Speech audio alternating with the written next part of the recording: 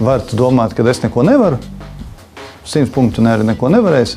Var domāt, ka es varu visu, jo tad tev nāks arī patiesībā visas idejas, kā to izdarīt. Attiecīgi, kādu jautājumu uzdos ar smadzenēm, tāds arī tev būs atbildes.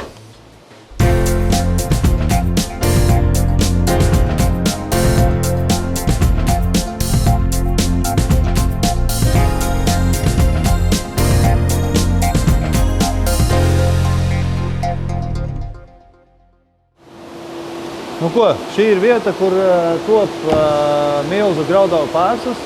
Šāda veida brokastu pārslas Latvijā mēs ražojam vienīgie, tā kā šie ir tādi zinām mērā unikāli kadri.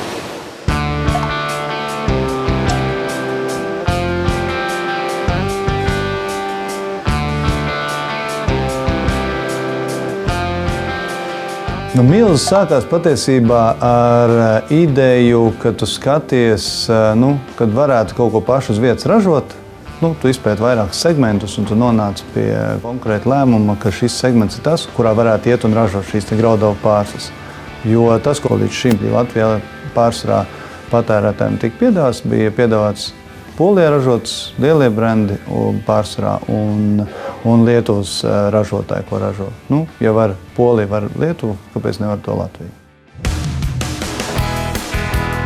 Milzu ražotnes īpašnieks Enno Ence savu karjeru izveidoja pārdošanā, izsitoties līdz pat liela importa preču tirdzniecības uzņēmuma galvgalim.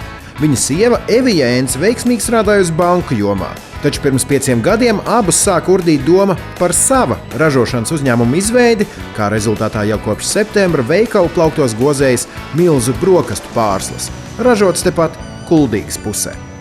Vecums laikam tāds, ka tu jau gribi tādu stabilu kaut ko tādu, ka ko es varu tiešām lepoties, ka tas ir mans, viņš ir izveidots, un es viņu varu visu laiku tikai pilnveidot, uzlabot. Importam, man liekas, tā pievienotā vērtība ļoti maza. Restīvi nopērts, pārdot, tad maina citus produktus. Mēs šajā gadījumā varam uzlabot savus produktus un sniegt patērētājiem kaut ko labāku. Laikam, jā, es domāju, ka mazliet ir mainījušas arī vērtības pašam, jā.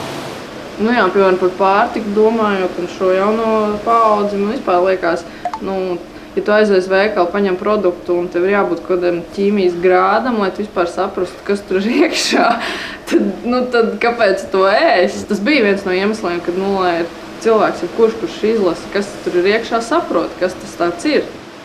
Izstrādājot recepti, mēs patiesībā piesaistījām Latvijas Lauksaimniecības universitāti, Ilgu Gedrovicu, kas, kā zinātniece, parakstījusies uz katru mūsu iepakojumu, varat apstīties. Un taisni izstrādājot receptes produktam, mēs skatījāmies, lai mēs būtu labāki nekā mūsu konkurenti. Gan ar recepti, gan ar sastāvdaļām. Mēs nepievienojam nevienu ēvielu, krāsvielas vai kaut kādas tādas. Mēs izmantojam uz vietējos graudaugus, kas ir Baltijā kas spēj augt Baltijā. Un tas nozīmē, mēs neizmantojam nekādus kukurūzus, rīsus, bet konkrēti kvieši, auzus, rudzus.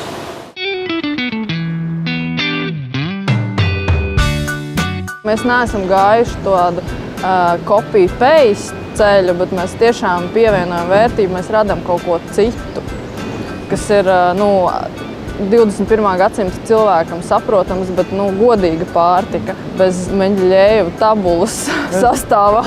Es nezinu, man gribās ticēt, ka mums tā daba ir tik tīra, ja pabrauka apkārt pastāst, kas notiek ārpus mūsu valsts, tad gribās arī, lai tas ēdiens ir tāds pats. Protams, mēs dzīvojam 21. gadsimtā, mums nav vairs viensēts ar savām dobītēm, bet gribās maksimāli kaut kā mēģināt to ļaunumu novērst. Tad, kad mēs strādājam patiesībā pie produkta, tad taisnī mums pieteicās Roberta un Evija bija stāvoklī, visi testi tika testēti uz Eviju. Tur mēs bija ļoti daudz testu. Mēs, man liekas, kaut kādu turpat gadu, līdz mēs nonācam līdz normālajai receptei tādu, kur mēs teiksim tā, jā, šis ir tas, ko mēs varam palaist. Laboratorijas bija iesaistīts, bērni bija iesaistīti. Sākās mūsu virtuvē mājas. Virtuvē, jā, patiesībā, jā. Mēs, tu jau tās iekārtas, tur ir, drausmīgi daudz kilogramu iziet, lai tu varētu sēt, visu mēs darījām virtuvē. No sākuma mēs uztaisam visu virtuvē, taisam tās testējam, zinātnieki arī. Pēc grāmatas ejam cauri, skatāmies, kādā veidā tas ir.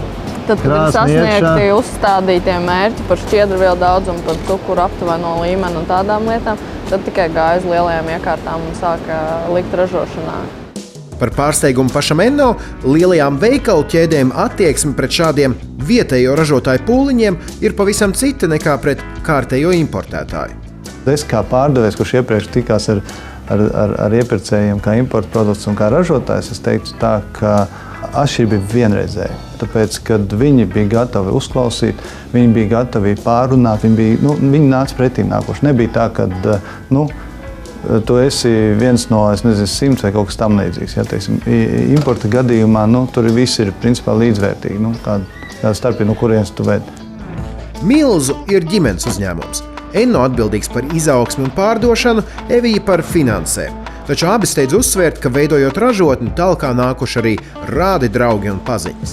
Mēs piesaistījām draugus, mēs piesaistījām krusttēvu, rādus, visu, lai vispār sāktu, lai izveidotu visu to fabriku kopā, saliktu kontaktus, savus paziņas, teiksim, tādā veidā, jo finanses, es pārdošu Martinu, bet fabrika mums ir tā kā nezināmais patiesībā. Mēs zinām 2 lietas, bet 3. ir nezināmais. Bet, lai visu to izveidot kopā, mēs tiešām piesaistām draugus, paziņas un tā. Un pat pie preču zīmes izstrādes arī mēs nesēdējām mājās, kā tagad sauksim. Tur, zin kā, kuldīgi, goldīgi, vienalga visāds idejas var vēlkt ārā, un tāds arī bija. Bet rezultātā mēs piesaistījām bērnus un vecākus. Mēs patiesībā kopā prāta vētrās arī izstrādājām. Tomēr bez līdzinājās pieredzes Milzu visdrīzāk nebūtu veiksmes stāsts. Tā pārliecināta Evija, kura iepriekš ar ražotājiem runājusi kā bankas pārstāve, bet ir galda otrā pusē un jūtas kā zivs ūdenī. Tā pieredze, ka tu esi bijis otrā galdiņa pusē, ļoti nodara. Tev ir daudz vieglāk runāt ar baņķera valodā. Patiesībā tas, ka mēs gājām un runājām ar banku par naudu, manuprāt, tas bija ļoti liels nopelns, kad varēja runāt vienā valodā cilvēki. Es skatos tīri kā no malas. Bet tas ir tas pats arī tev ar pārdošanas jautājumiem vai eksporta potenciāliem sadarbības klientiem. Jā, jo mēs nav teiksim tā, ka es esmu runājis ar vietējiem ražotājiem, kad tu saproti, ka ražotājs ļoti labu produktu ražo, bet ar pārdošanu viņam klibo. Un tad ir, es teiktu tā, ka droši vien, ka mēs mācāmies ražot vairāk. Un atkal mēs skatāmies, kā visas tās lietas kopā savilkt. Jā, es teiktu, bet atkal tā ir pieredze. Ja, teiksim, šo raidījumu skatās gados jaunāk un domā, gribu savu biznesu vai kaut kas tam līdzīgs, es ieteiktu viņiem iegūt pieredzi, bišķi pastrādājot uzņēmumos, vismaz līdzīgā segmentā, vai tas, ar ko grib darboties, vai kaut kas tam līdzīgs, iegūst to pieredzi, tu pilnīgi savādāk vari pieņemt lēmumus. Jo es esmu pats daudziem ticies, kam ir jaunas biznesa idejas, viņi man stāsta, un es saprotu, ka tur ir tik daudz šie tā saucamie nepārdomātas lietas, kur tu paklupsi, kas ir svarīgi patiesībā. Galvenais – nedrīkst nobīties, pārliecināts Enno. Tie, kas saka, ka nevar, patiesībā dod ļoti daudz argumentus, kāpēc jāiet un jādara tiem, kas grib izdarīt. Jo tie, kas saka, ka nevaram, tas ir brīvs segments. Ja visi pateikt, mēs varam, nebūtu. Tad kādam jāpaliek ir, nekurš nevar. Ir jādara. Kaut kas tā nevar. Nevar sēdēt un teikt, ka nevar. Tā nevar. Gaidīt no valsts, es domāju, ka neko nevajag. Domāju, ka uzņēmīgi prasās. Es domāju, ka cilvēkiem vajadzētu būt uzņēmīgiem, drosmīgākiem. Valsts var palīdzēt, es tā domāju, bet vienkārši tagad sēdēt, tad jau mums jāatgriežas sociālismā atpakaļ vai Padomju Savienībā, ka tur valsts noteica, ko ražosim, kā ražosim, kurš ražos un kurš ko darīs.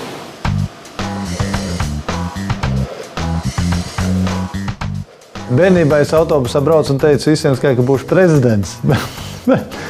Bet dzīve droši vien tev mazliet saliek visu pa plauktiņiem, tu iemācies no pieredzes, ko tu esi darījis, skaties, kā citi dara to. Es biju aizbraucis, biju tikko līdz Šrilankai aizbraucis, ja mēs importējām agrāk tās dilmahtejas. Un tur man ļoti inspirēja patiesībā tas ražošanas īpašnieks, jo tas arī pieder ģimenei. Viņš patiesībā to savu biznesu bija sācis pie 50 gadiem. Es sapratu, ka patiesībā nav svarīgi, kad tu sāc. Viss atgriezt patiesībā no sevis, no saviem uzstādiem, no saviem principiem, no domāšanas. Jo var tu domāt, ka es neko nevaru, 100 punktu neko nevarēsi, var domāt, ka es varu visu, jo tad tev nāks arī patiesībā visas idejas, kā to izdarīt. Attiecīgi, kādu jautājumu uzdos savu smadzenēm, tāds arī tev būs atbildes.